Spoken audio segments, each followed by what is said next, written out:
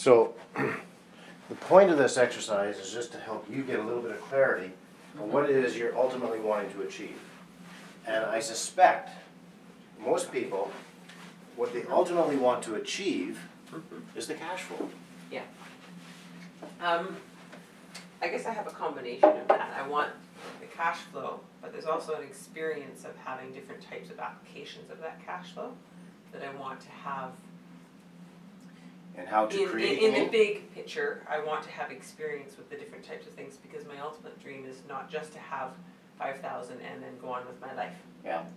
My ultimate dream is actually in the vision of having some type of application, commercial application, or some type of developmental idea. So, and that's fine. Cash flow right now is what's king, because it'll help to bring me closer with education and all these things, but also as an investor to be able to say, I have so many doors, cash flow is king. So if I can say either which way, it doesn't really matter. So, and I'm not suggesting that you don't do other things, far from it. But all this exercise is to get clarity, so that demonstrates 10 years from now,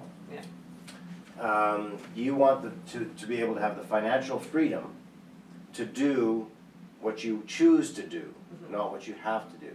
And what you choose to do could be to continue investing in real estate and practicing in commercial endeavors or whatever, land development, or it might be to fulfill your personal mission of building homes for the homeless, or to go to Guatemala and build stoves for those, you know, that's yours, okay?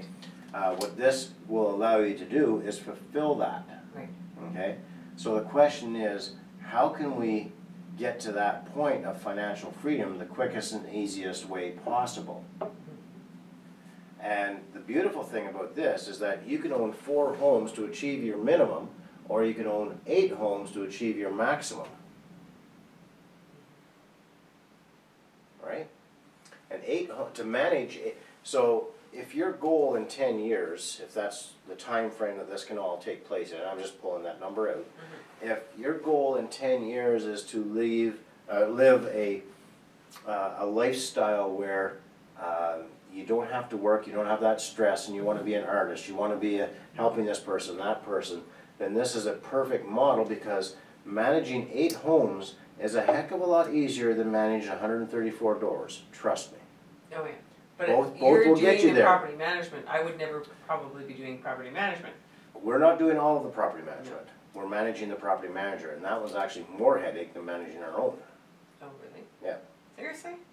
Well, in this particular case it is, because... That sucks. Sounds like you need a better property manager. But the challenge is, you know, the mistake one of the mistakes we made buying this particular property is that we bought it in a market where there's limited property management. It's a small market. So you're stuck with what you have, and you have to manage the manager. Exactly. That's definitely heavy. Yeah, my thought is, if I was accumulating a lot of doors, I'm not trying to wear that hat. But you're still going to be involved. Yes. Now, Darren, you know, says that he's got 5,000 doors. Well, he's got ownership in 5,000 doors of properties. Yes, that's true, and they're being professionally managed by somebody else. But the returns that he's receiving on each of those properties is much, much lower than the returns that you will receive on the properties you manage yourself, or the properties that are closer to you that are going to be, you know, higher maintenance and you know, hands-on type of thing.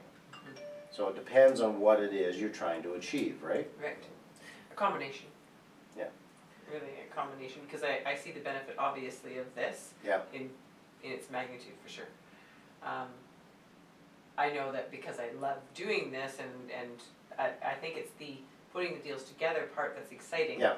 That, you know, I wouldn't just be happy after 4 doors just because well, I'm and that's a big part of this as well. So people think that, well, we're just going to reduce the debt, and how do you reduce the debt or eliminate that debt, that $1,200 per month, right? Well, you do that through real estate.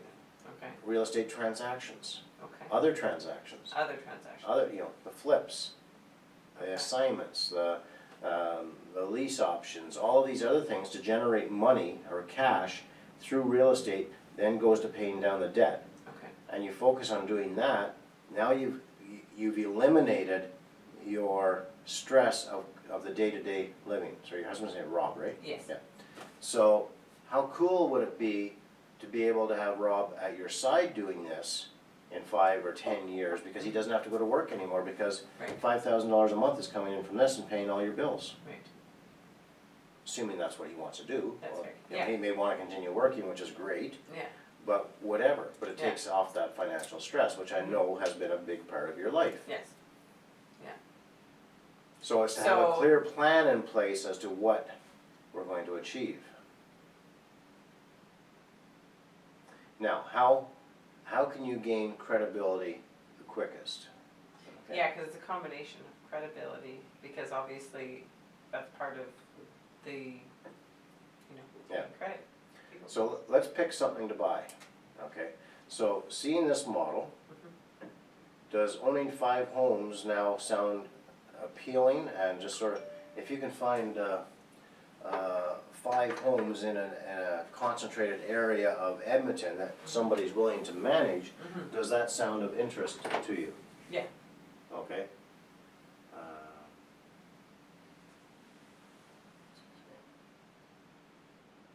Please go when you can. Use it with the Edson permit building.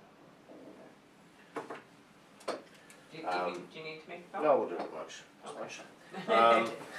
You ready to eat, or you want? Whenever, Okay, I'm fine, let's- we can go over a certain amount and then find a break and then. Yeah, so let's go for maybe an hour, and then we'll Yeah. have a bite to eat, so Yeah. then we can go through till 5 o'clock. Yeah. And then we can leave and carry on. Okay. So, what I want you to come away from, and I'm not trying to force you into buying this property or that property, but I want you to come to that realization of, okay, my goal is to go out and buy this type of property. If, for example, it was a suited house with a basement suite, and you ended up with 5 of those ultimately, and your focus was, keep investing and growing your portfolio and or paying down this debt. Right. On these, you pick 5 that you really love, going to be the best properties for you.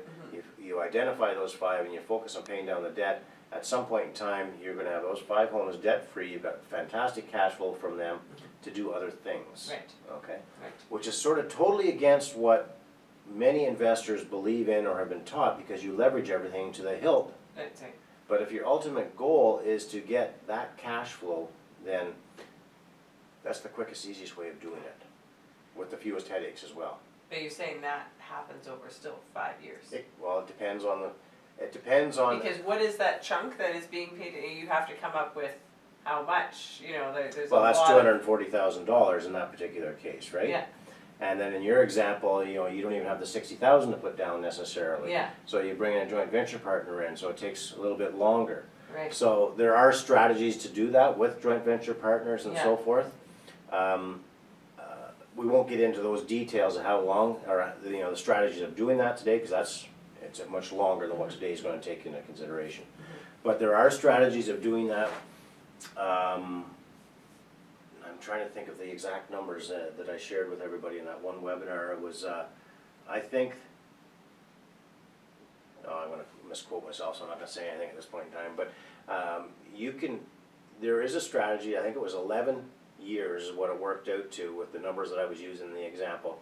In 11 years, 3 homes were paid for free and clear, and that was using other people's money. And none of your own money, and that wasn't even with doing anything outside of just focusing on paying down the debt from the other properties that you keep buying, et cetera, et cetera. right, So there's lots of different strategies to achieve Right. this. So then it's a matter of, well, how do you pay down that debt quickly outside of just, see, the strategy with this program, very quickly, is you have property 1, 2, 3, 4, 5, and it goes on. You can have 10 properties. And you buy 1 property a year. Now, again, you can buy 1 property a month, you can buy whatever. If you're using other people's money, it could be 1 a month. So then each property has a $200 profit. So, or whatever the number is. So instead of applying that $200 profit and putting it in your pocket and using it to sustain yourself, you take that $200 and you apply it to this debt. This $200, you apply to this debt. So what I'm gathering is you could have property 1 is your own, and property 2, 3, 4, 5, 6 can be joint ventures. Could be joint ventures. Because or they could really, all if be you're joint paying ventures. off your own, they're not necessarily gonna be doing that. No, but I mean, there's different ways of structuring the joint ventureship too. Right. Because I choose to put the 200 back into the property, they are not, it's paying off differently, right? So, okay, so let's say, for example, let's use some real numbers instead.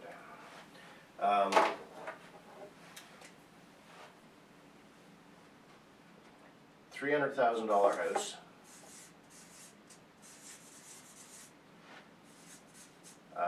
$240,000 mortgage. That's a first. And $60,000 cash from an investor. So, Mr. and Mrs. Investor, you know, you built the relationship, and now we're at the point of I'm asking for money, you know.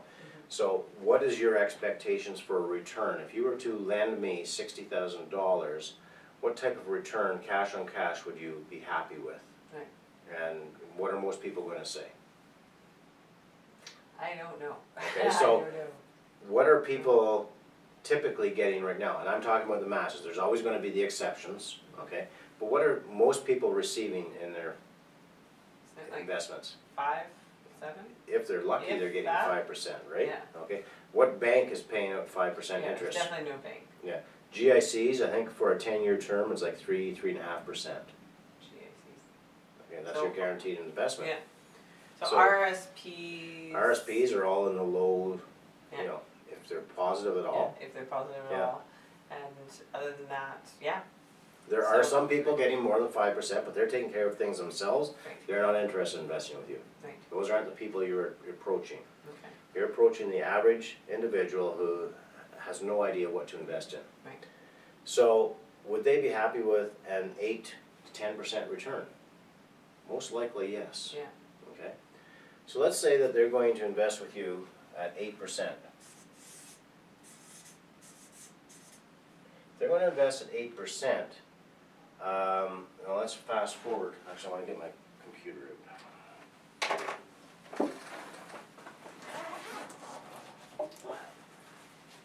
I've got a mortgage calculator, but I don't use enough. I can't remember how to use it effectively.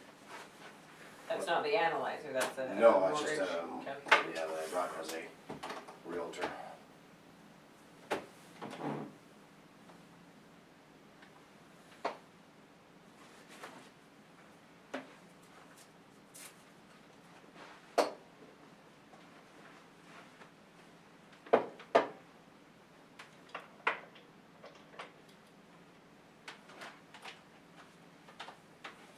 I like to use real numbers when I can.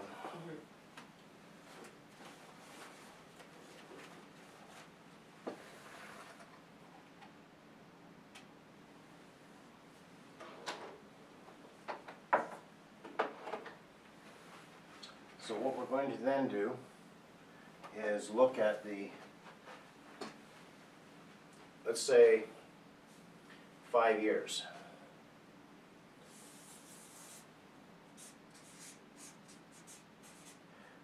The future value of the house is going to equal at, let's say 5%, is going to equal what? So 300,000, well, just to do it simply, 5% of 5 years is 25%, right?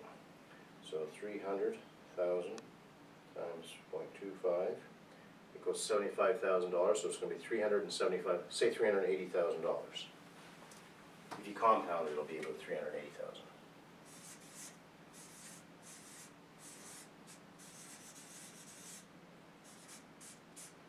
Okay, now. Sorry, and again, just, that was 5% per year. Yeah. Yeah. So if you do 300 plus 5% plus 5 plus 5, it'll be in this ballpark. Okay. The loan amount is going to equal, and that's what we needed this for.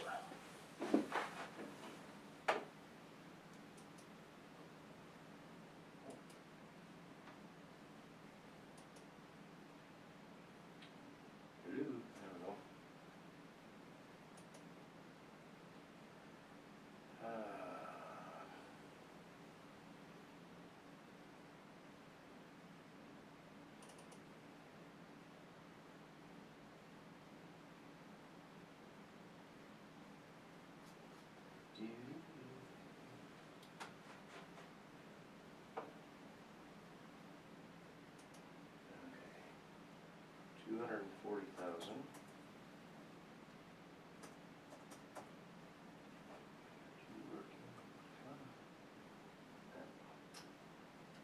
Slow. What's going on here?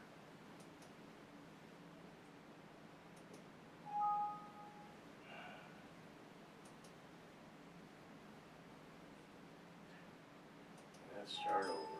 I know. It's going too fast for it. Okay.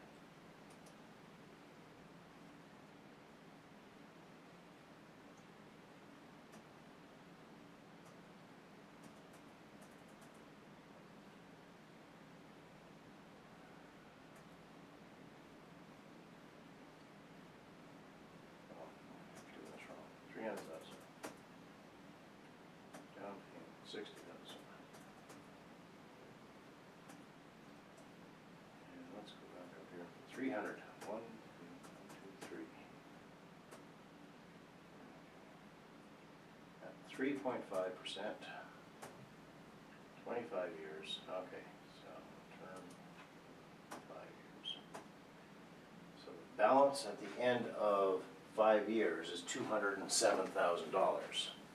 So in 5 years in the future, the value is 380. Mm-hmm. We owe the bank Mm-hmm. 207,000 minus $207,000. So that's the loan amount of 240 minus the, like, that is calculated. Yeah, 240, all your mortgage payments and whatnot. All After 5 years, you still owe this amount to the Okay. bank. So if you were to sell the property, you would profit this difference, right? So which is $177,000. Okay. Yeah, $173,000. Not too bad. Or blue and green. The $380,000, we don't want to sell it. Okay, so we're not going to sell the property, but 380 times 0.8, if we refinance it, is a new mortgage of $304,000. So, oops, new mortgage of $304,000. But you've got this old mortgage that you have to pay off, right? So you pay off the old mortgage. So how'd you get to 304? Where did that come from? Just That's 80% of the future value, Gotcha, okay? gotcha. Pay off, Jesus. Pay off the old mortgage Mm-hmm. of 207. Gives us how much? Should be $93,000, I think.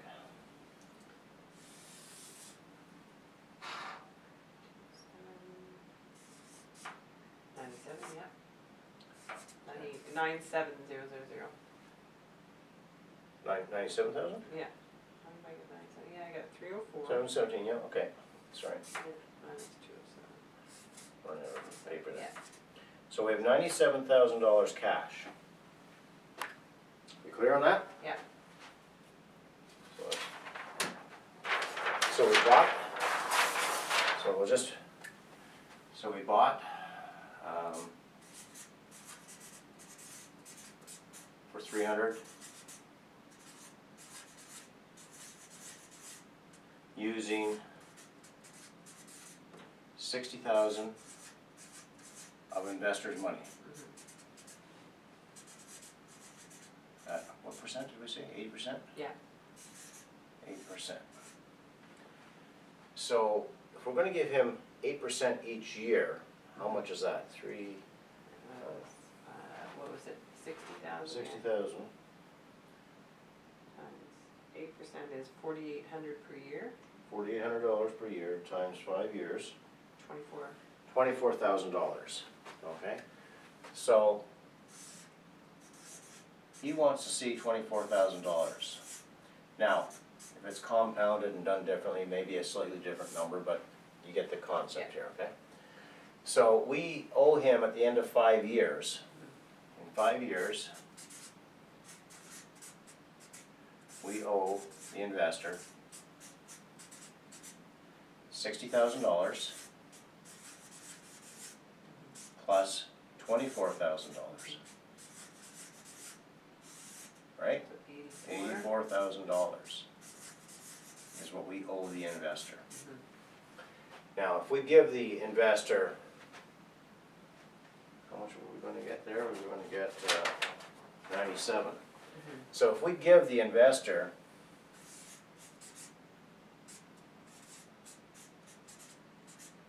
$90,000, is that going to make them happy? Going to give them more than what they were expecting? Right. And when you bought that property and you refinanced it, so in the 5 years, the future value was 300 and whatever, and we refinanced it, so the refinancing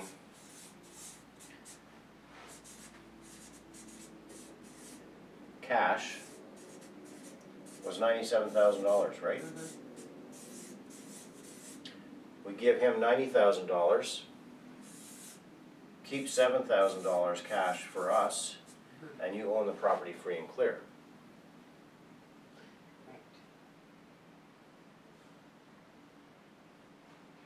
Now, did you notice that property is going to be cash flowing? But that mortgage is, the mortgage is less, just less than mortgage payments, it's the same as normal.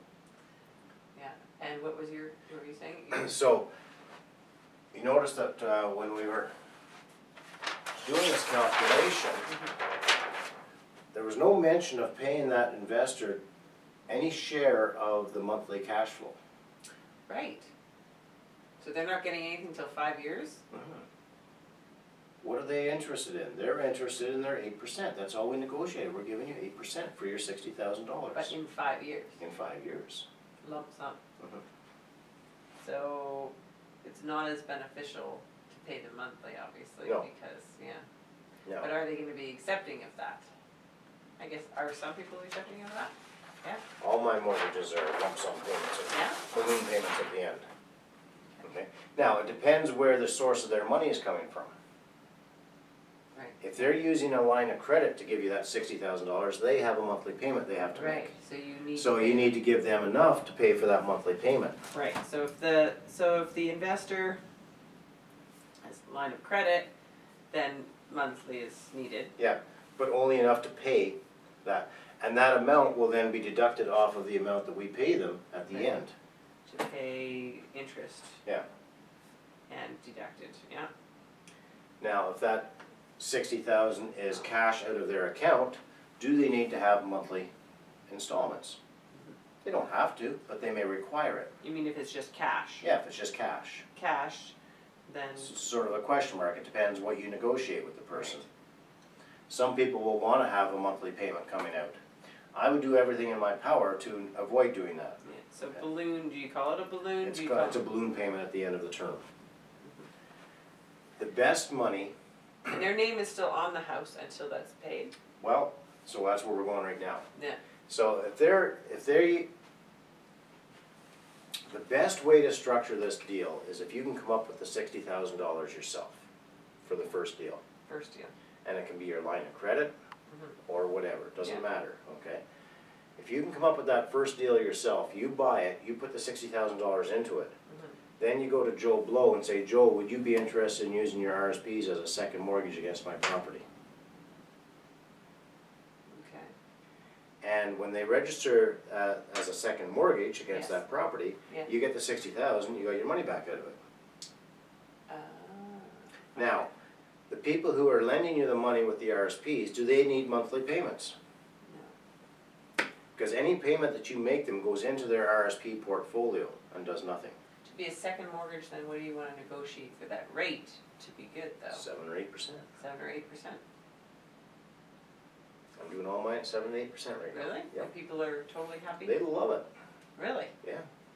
Because I mean, I Where are hear they all getting- this. Yeah, I hear all this though that doing big amounts of interest in the beginning. You know what I mean? Like make your investors happy. And, Well, yeah. Well, am I making my investor happy? Yeah. It's all about finding out. So everything that you're being taught in little bits is all Yeah. coming together here Yes. in this one Exactly. example, okay? So I'm not gonna just sit down and talk to you and find out, you know, and ask you for $60,000. That would be shooting myself in the foot, okay? Because like Blair Singer said, if you've lent money to somebody else in the past and you had a bad experience, now I ask you for money, it's dead. Our relationship is different even. That's right. Okay? So you need to understand what, you know, where that person's coming from. Right. So then, all right, so, you know, we know that we're gonna be talking about an investment opportunity, so we've got the niceties of the relationship out of the way, and, well, first of all, I'm not gonna invest with 1 red cent with you if I don't like you. That's right. So that's why you have to build that relationship. Yeah. And you have to build that trust. Right. That trust isn't just your credibility with respect to real estate. That is an element of it. Yeah. But the biggest element, believe it or not, is my gut. Do I like you? Do I trust you? Right. Okay? Okay. If I have a sense about Meeting you, with people, I mean, I feel like they're sitting with me, they will want to see what my experience level is, and because I've only done flips, there's nothing to show. but your experience level is not just real estate. That's the key. Right. Okay? Have you been so you talk about your family. Huge importance. Right. There, okay? You talk about your values. Right. And your values doesn't have to be that you go to church every Sunday or anything like that, but, you know, I strongly believe in you know, operating with, you know, at a moral level, ethical, and all this. I want to make it a win-win for everybody. And in order to make it a win-win, Laura, I need to know more about you. What are your expectations as well? Right. I'll be totally honest with you with what my expectations are, and I need to know what your expectations are. So for you to invest $60,000 with me, what sort of return are you expecting, cash on cash? You know, if you were to put that money in the bank today, Right. what type of return would you get? And you have to do that. You have to give them that example so that they can relate to reality. Yeah. What are their choices? Yeah. So if I put that money in if you put your money in the bank today, what return are you going to get? 3.5%, and you just happen to have the stats. Yeah. Okay, so I don't really know. Well, I do. I was just at the bank yesterday, and here's the GIC rates for this bank, and this bank. Right. So the best you're going to get, that's guaranteed, is going to be 3.5%. So, you know, are you happy with 3.5%? Well, no. Well, what would you be happy with? Right. And what do you think most people are going to say in this market? They're going to be happy with 7, 8, Yeah. maybe 10%. And if they say 15, I say, ooh, 15. I'm not sure I can do 15 cash on cash. But we might be able to structure the deal that you get 15 in the end. I don't know. And just to be sure, cash on cash means just literally. Just literally the cash that I pay you. You're giving cash on and you're cash. getting cash Yeah, back. Yeah, Nothing else. nothing else. Okay. Okay. Because there's other profit centers in real estate. The depreciation, the appreciation, et cetera, right? Right. We're not talking about that at all. We're just Okay, so when you you're lent me talking to money. them, cash on cash is generally what you're dealing with investors. Yeah. Yeah, okay. So there's 2 types of investors. Oh, take that. Okay, no, it's okay. There's 2 types of investors. There's the one who wants to be totally passive and just cash on cash. I'm giving you this amount, I want this amount back. They want it simple. Then there's the more active investors who are a little bit more greedy. They want the 15-20%. Right. Well, they're going to have to be, in order to get that 15-20%, they have to be more involved in the transaction itself. They have to be involved in the sense that they have to be on title, that some more commitment from them, so then they can take advantage So of with this, yeah, who's doing this mortgage? I'm doing the mortgage. You are. See, that's where I have a challenge. Yep, that's okay. My challenge is I have no employment. Who's going to give me a mortgage, Yep, right? that's okay. So we need to come up with a different strategy. Right. Okay, so there's a couple things. I mean, you could still do it this way, and your joint venture partner helps, but your joint venture partner's got strong credit and a good job, but no cash. So you could come up with the $60,000 through a line of credit. You could buy it, the 2 of you own it, and still replace that $60,000, so you can go and find another joint venture partner to buy another property. Yeah, I can read cash, credit, but okay, so just to take it out of this for a scenario, oh wait, yeah, keep going, and then I had a question that will go off of this. Okay. Okay. So this is one scenario where you can pay the person out, you pay them more than what they asked for. Right. They're very happy. you've over-delivered and under-promised. And they're gonna say, well, I really like that deal, can I get into another one? Right, Well, sure you can, because you're able to repeat. right, Or maybe they don't wanna get out of that deal. Maybe they just wanna have their $24,000 and leave the $60,000 in that deal. And you just give them another $24,000 in 10 years from now. right, Okay. Now, while this is all going on, there's been no cash flow going to them on a Right. monthly basis. Right. Yet your property is paying $300 per month cash flow. Right? What are you doing with that $300? You've got a couple choices. You could be applying that $300 to the original debt of this property. right, Or you might have one, you remember we had that whole series of properties, you might be paying that $300 a month to one of your other properties to pay down the debt. If you're paying down the debt on this property, Yeah. what that means is that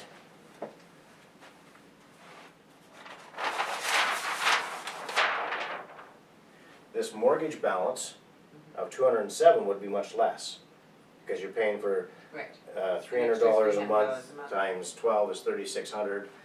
Even just principal alone without the interest effect, you've paid over $10,000 more on the debt. So instead of it being 207, it's probably going to be 190, Right. which makes this number bigger, which makes this number bigger, Right. which doesn't necessarily mean you're going to be giving that money to your investor. Right. It's going to increase the size of this number to you. Yeah. And that amount, that 7,000, it's recommended to put that back in your scenario of 5 years. So then you can take that 7,000 after pay off expenses, and maybe it's 5,000, you take that and apply it to one of your other properties and pay it down quickly.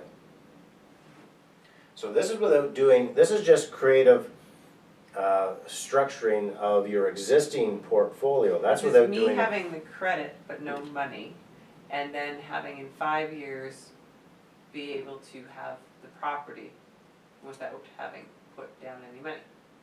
Yeah, so Yeah. because so this person may come on title Mhm. with you or without you, whichever.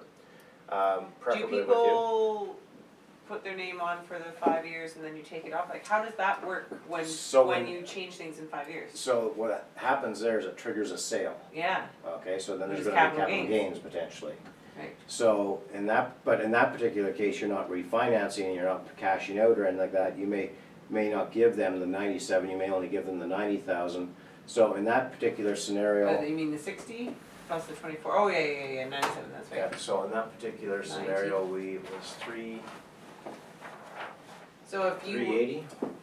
So the you would future, just pay them the 24 and they keep their 60 in, if you're not trying to trigger the capital gains. keep them on title and just repeat and keep it on But going. that's something you wanna try and figure out in the beginning, because, Depends what their goal is. so if someone does want to get out of a deal at 5 years and it triggers capital gain, it's capital gain for them. Well, both of you, if you're Both both of on us. title. Because when you separate and I'm just on, I've actually purchased it Yeah. as an individual, Well, let's see let's that's, go through that scenario. So the Yeah. future value is $300,000. usually about 380? Yeah. Yeah. So let's say you sell it Mhm. for $380,000. The original purchase price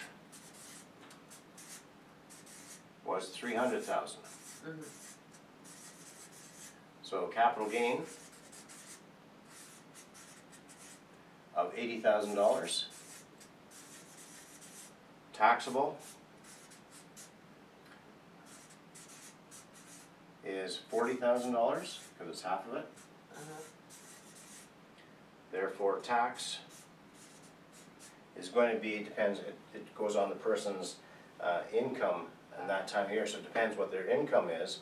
Right. But typically, it could be, you know, upwards of 45% of that, so we're in the $20,000 tax range. But Okay. do you minus expenses from all that? No? Or like upgrading the house and stuff like that from capital gains? Well, if you upgrade the house and whatnot, that just increases this value. It doesn't come off, I thought you could decrease your capital gains by minusing expenses of upgrades, or no? No, not the capital gains. You know, there's expenses, there's depreciation, so Oh, okay. we'll walk through that scenario, because, see, the way that I think is the easiest way and best way to raise capital is to educate people.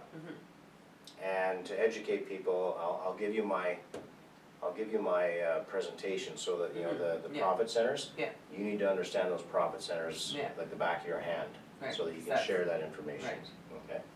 And that's what you tell your investors, is the profit centers, is Yeah, your yeah, education. exactly. Well, I mean, for me personally, I'm a little bit different, because I'm not looking for investors. I'm just educating people, and as a result, people come to me and they want to invest with me. Right. So if your goal is to attract investors, why not just put on seminars and teach people how to invest? Right, yes. And when people come to you, they've got the cash and the credit, or They could. because you have so many properties, you wouldn't be putting up your own credit? Yeah, if I want to be on title, then I have to have good credit as well. You have to have good credit as well to be on title? Yeah. So just because I invest with someone, like I have good credit, I have, like my So credit your credit score, score is what? 800 and something. Oh, crap. Okay, so you're It's not gonna be good. a detriment. No, I'm not gonna Okay. be a detriment number-wise, I just don't have Yeah. any employment. So I've got the Right. money, so I've got the $60,000, and I've got a decent credit score, I've got in the 700s, okay? So both of us have good credit score, that's great. I've got the job to, we're pretending, I've got the job to qualify for the mortgage to buy that house. Only one person has to have a job? Yep. Okay, Because they take combined income. They okay. take combined income, then they look at the credit scores and the credit history. Well, if you were in the 400s, then it's better just to leave you off, because Yeah. you're gonna be more of a detriment than you are a Right. benefit, okay? So we take our combined income, so I make $100,000 a year and you're making